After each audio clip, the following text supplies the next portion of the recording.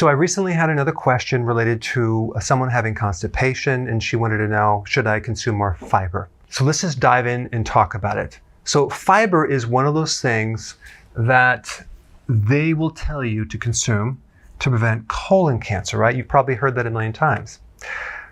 It actually does not prevent colon cancer. And I'm going to put some links down below. You got to check this out. In fact, nearly every single recommendation that they will tell you, someday I'm going to find out who they is not just completely false, it's the complete opposite in many cases, okay? And a lot of the studies they use involving fiber is not from vegetable fiber, it's from gar gum or some other fiber. So you need to know that.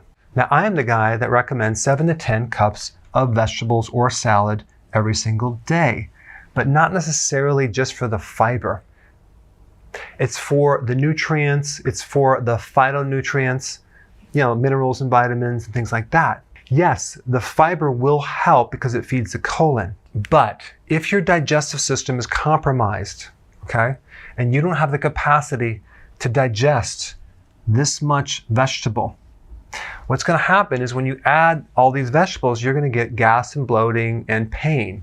So here are the conditions in which you would not want to consume this much salad or vegetables or fiber, okay?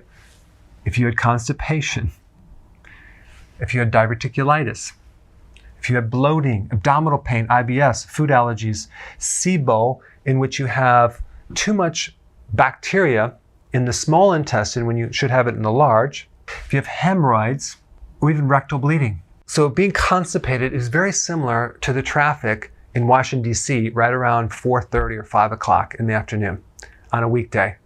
It is so congested, bumper to bumper, you're not moving at all. In fact, I'm in Virginia now.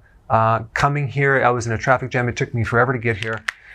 So do we want to add more cars to the congestion? Do we want to add more fiber to a colon that's already impacted? It's illogical, okay? We don't want to add more bulk to a congested colon. What do we want to do? We want to do intermittent fasting. Why? The time it takes for food to go through you is roughly about 35 to 40 hours, okay? Not 24 hours. It's like longer than that. It's 35 to 40 hours. So if you start cutting down the frequency of eating, you'll give your system a chance to process this food.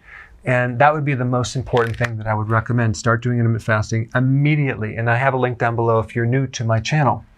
I would also cut out fiber, including vegetables, for a month. Now there's a new trend now called the carnivore diet, where a lot of people are cutting out fiber and vegetables, and they're getting great improvements with their digestion. So I'm going to do a separate video on the carnivore diet. The reason why it works for a lot of people is you're bringing the carbs down to 0.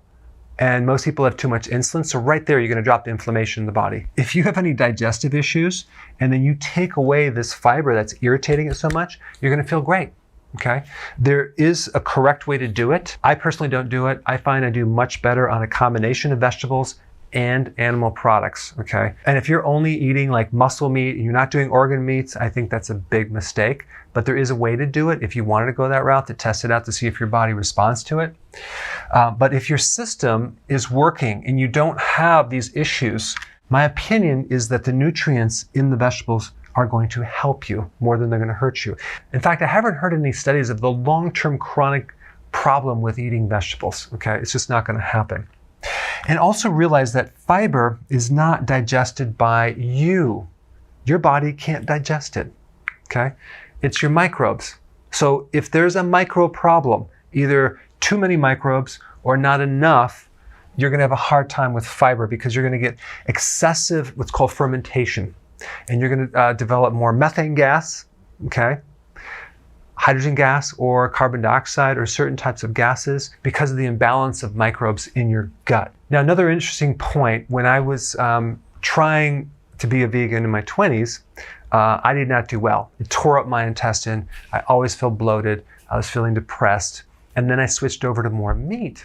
And what was interesting back then was I was eating fatty hamburger and buffalo burgers without the bun or anything. And my bowels would just go. I'm like, there's no fiber in there. How could I actually go? Well, that was the stimulation of bile. When you increase your fat, you stimulate and release something called bile salts from your liver that's stored in the gallbladder.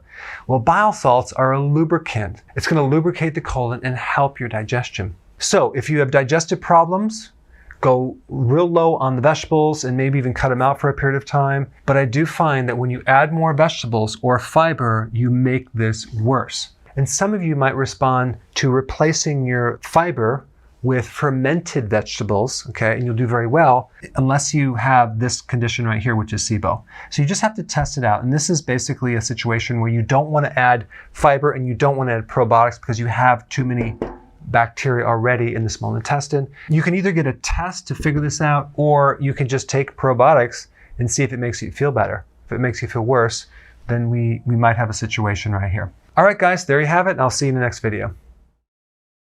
Hey, if you're liking this content, please subscribe now, and I will actually keep you updated on future videos.